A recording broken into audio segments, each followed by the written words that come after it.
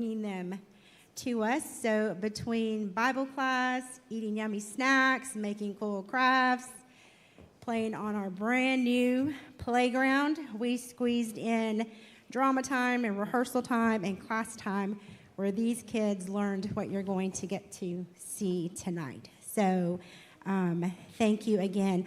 Also, thank you for all of the food donations that you sent. Everything that's in the hallway was all that we collected this week for Signal Mountain Social Services. And if you saw in some of the pictures, we had a water gun marshmallow shootout with the kids. The four of us that you saw at the end, they pelted us with water. And then we had marshmallows stuck to us. So it was really fun, though. All right, so with that, I am going to turn it over to Miss Tracy, and enjoy.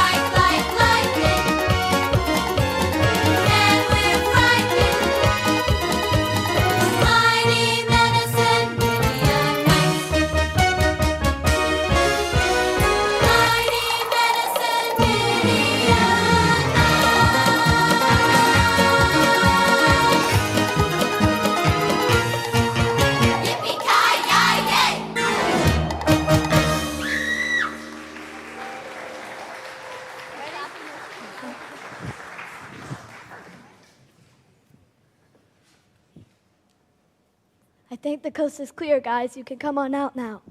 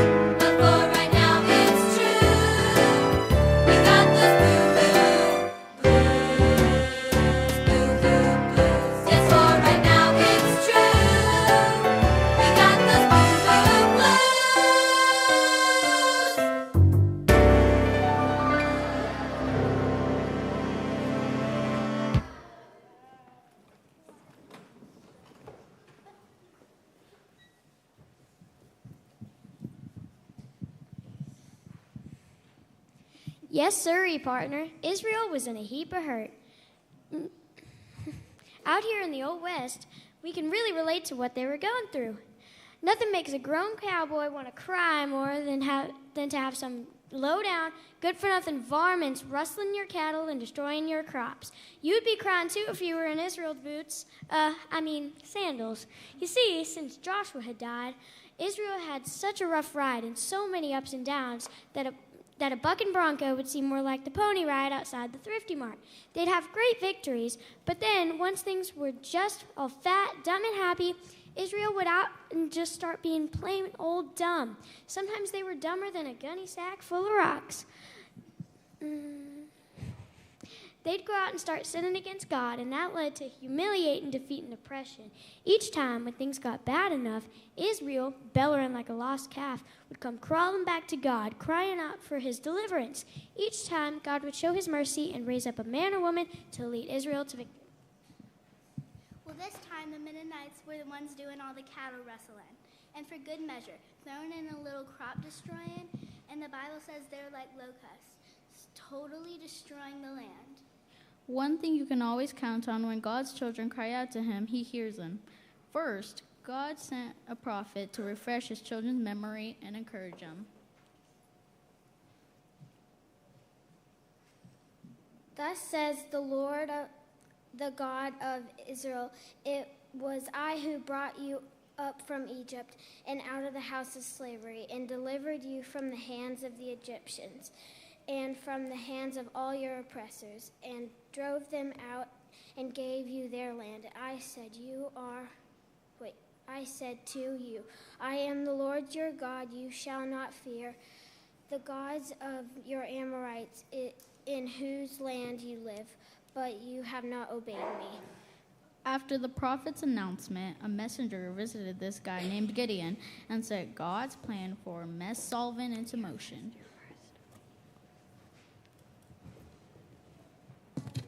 Is it all clear, Father? Yes, son, but hurry. You work on the wheat here in the wine press. It's not the season for grapes, so I don't think the Mennonites will think to look here for any wheat. Okay, but we must be careful. The flour we get from this wheat has to last us a long time. Yes, you work on the wheat now, and if we can sneak in another bundle later, I'll do the work and you can stand watch.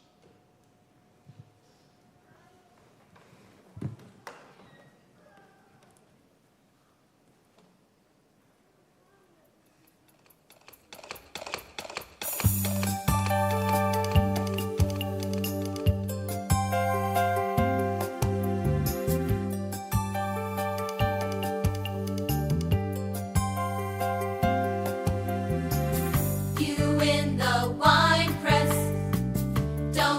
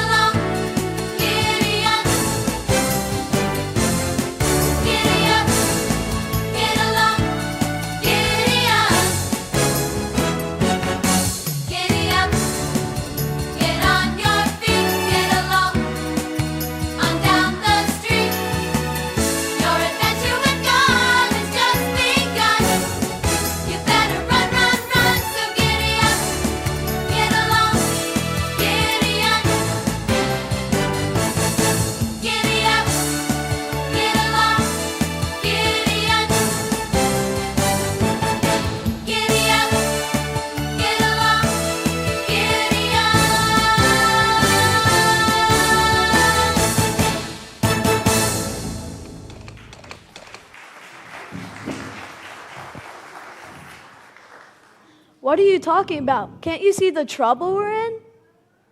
The Lord is with you, O valiant warrior. If God is with us, why are we in such terrible trouble? He brought us up out of Egypt and then abandoned us and has given us into the hands of the Midianites. The Lord has chosen you to deliver Israel from Midian. How am I supposed to do that? You must know that my family is not very influential and that I'm the youngest of them all. And I wouldn't want anybody to hear me say this, but when it comes to the bravery stuff, I kind of got left out. But I will be with you and enable you to defeat the Midianites as easy as if you're fighting just one man. Well, that sounds just dandy, but frankly, I don't know you. And until I've got more to go on, I'm not going to get too excited about that possibility.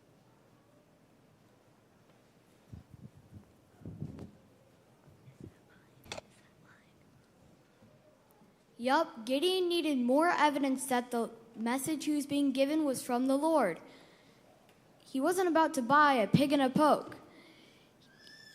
God obliged by sending fire that consumed the meal that he had prepared for this stranger.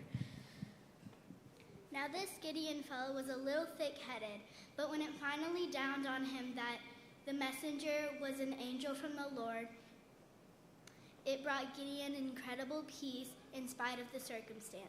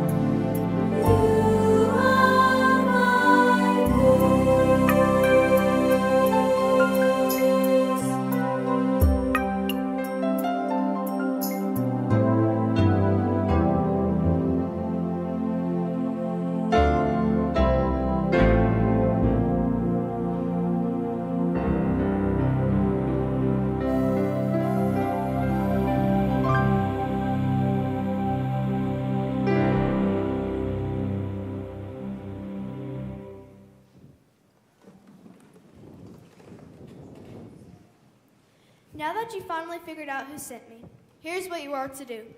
Go pull down the altar to Baal and the wooden idol next to it. How am I supposed to do that? I'm just one guy. Have you seen the size of that idol? If you would just listen and let me finish, I was about to say that you're going to need some help. So take 2 bulls with you. You can use one of the bulls to help you destroy the altar and the idol. Then when the job is finished, take the other bull and sacrifice it to the Lord. So, Gideon, giddy up and get along. Anything else? Just one more thing. What's that? Get it done.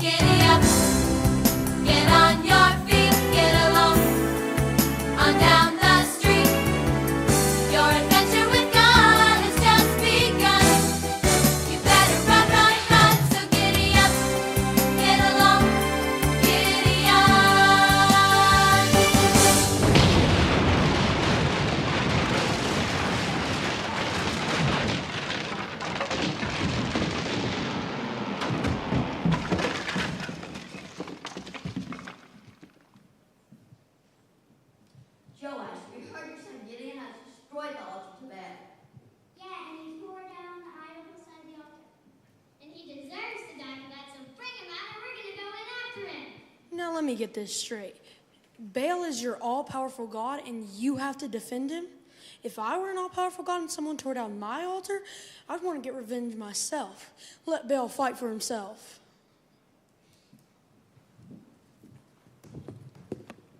Well, Gideon, I guess you're not finished with what the Lord has for you to do. What's that?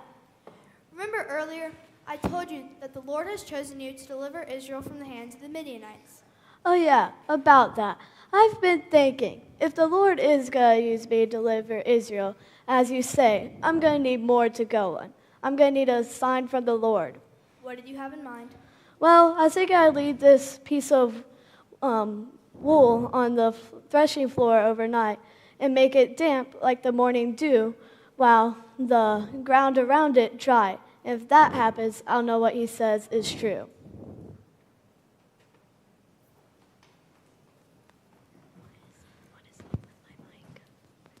Well, as you might suspect, the Lord gave Gideon the reassurance that he needed, but that wasn't enough for Gideon. He had to have one more sign.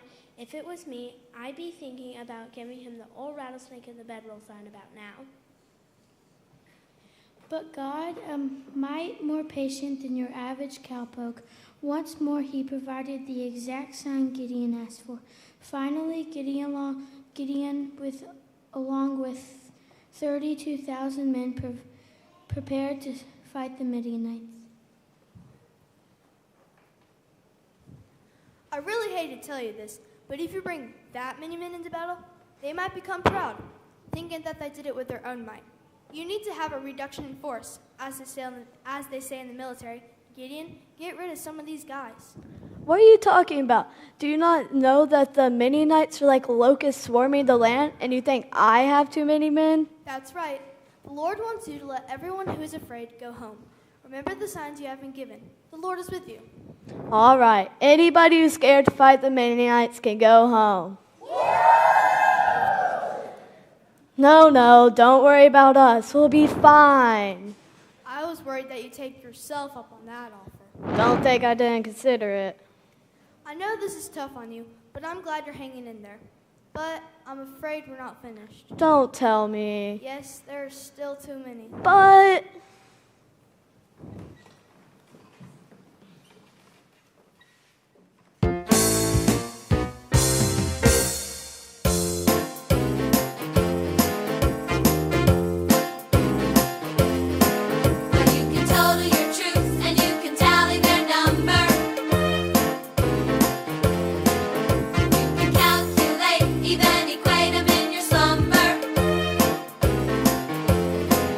Put your confidence in the song.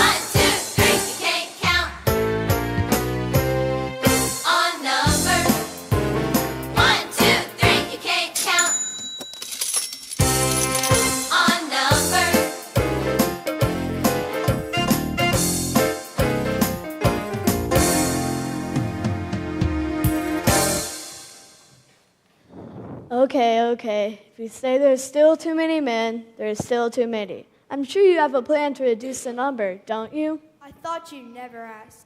Take the men down to the stream, those who are only concerned with drinking, and kneel down to lap the water up like a dog. You don't want them. The ones you want are those who dip the water out of the stream with their hands and then drink with their hands.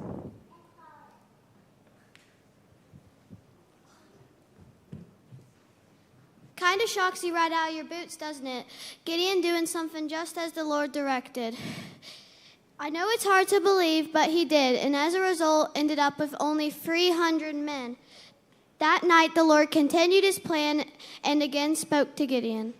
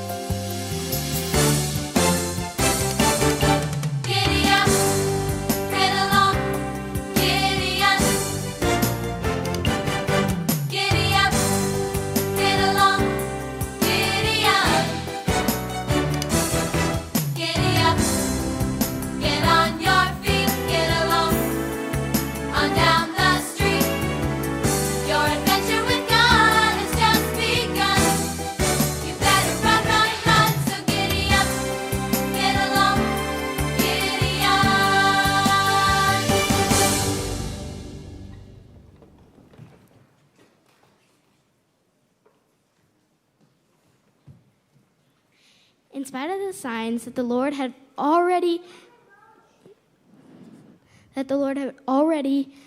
received, in spite of the signs he had already received from the Lord, Gideon was still afraid. But the Lord was totally understanding and gave Gideon another sign. I understand that you might be kind of afraid. Why don't you sneak down to the camp with the Midianites? You might be interested in what you discover.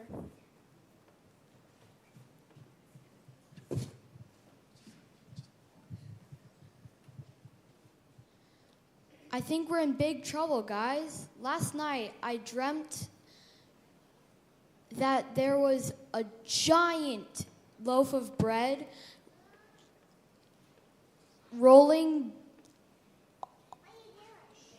rolled in and flattened our tent. Oh no, not the old runaway bread roll nightmare. I haven't had that dream in a long time.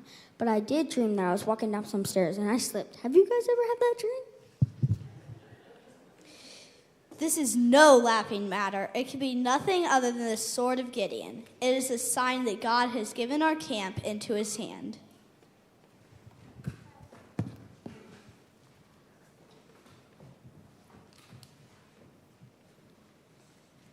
Now the sign stopped Gideon right in his tracks. He was so in awe that the Lord would tell the other side that they were going to lose the battle, so he took that time to worship. Then he returned to camp to finalize the battle plan, and an unusual battle plan it was. Giddy up, troops! The Lord has given the Midianites into our hands. Here's how we're going to do it. I need 3 lines. Trumpets in one hand, torches in the other. Make sure your torches are inside your pitchers.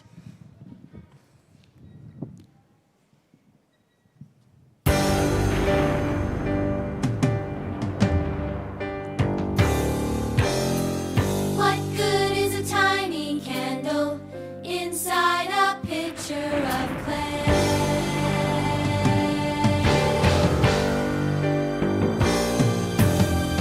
And then you add a trumpet and take them into the fray.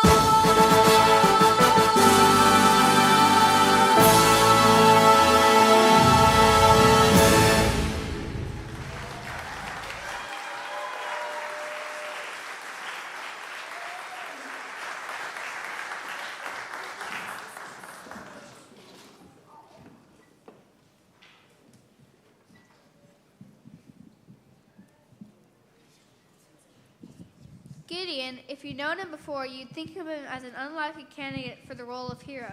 You may think to yourself as an unlikely candidate for any significant role in God's kingdom. First, all you need to know is no matter where God has placed you, your role is important. Also remember, as Gideon learned, no matter how unqualified you feel for the task, no matter how overwhelming the obstacles, no matter how terrifying the possibilities are, you are. God understands those fears. But he still wants you to giddy up, get along, and get it done. You can always be sure he will be your peace for the journey, your strength for the struggles, and your source for the victory.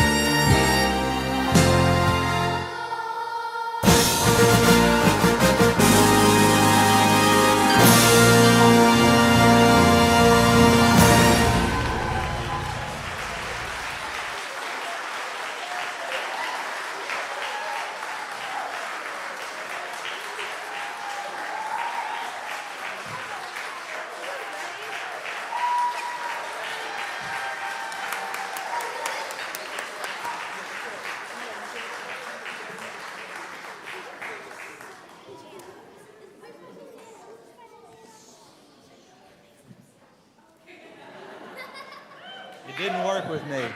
I tried. We again just want to thank you for letting us have your kids. And if you don't have a church home, we just want you to know that we are a place that loves and values children. At the beginning of the book of Judges, one of the things that we learn is that the generations had passed and the Lord was not known. And so one of the things here at Single Mountain Bible Church is we want to make sure the generations know. And so that's who we are. So we want to thank you again for letting us have your kids. And I think, Miss Ruby has a presentation. Come on down, Miss Ruby.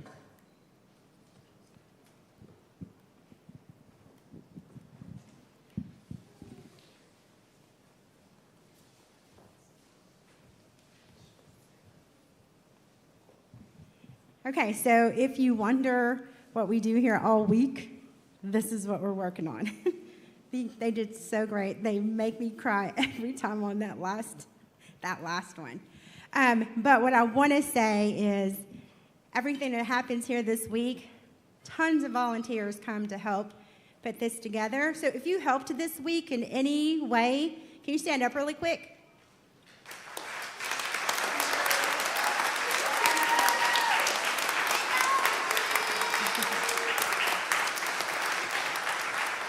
Can't do it without all of these people.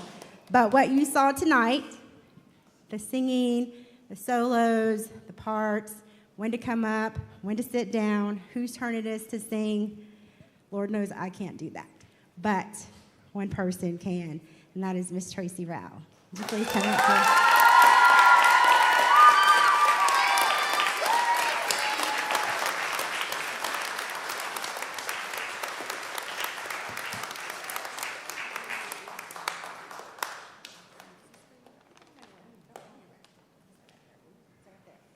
So I was counting, and this is our 17th year to do this kind of program. So let's see if we keep going. Now, one more thing I want to do really quick. If you're going into the 6th grade, would you come up here with me really quick? Let's line up over here. I'm pretty sure most of these kids have been doing this, minus a visitor. I think, and Cora, I'm not sure if most of these kids have been doing this program since they were in this group. And this year, they're graduating out. It's making me cry. And we're going to miss them. So I just want to say thank you, and we're going to miss you. So you can come back and help me.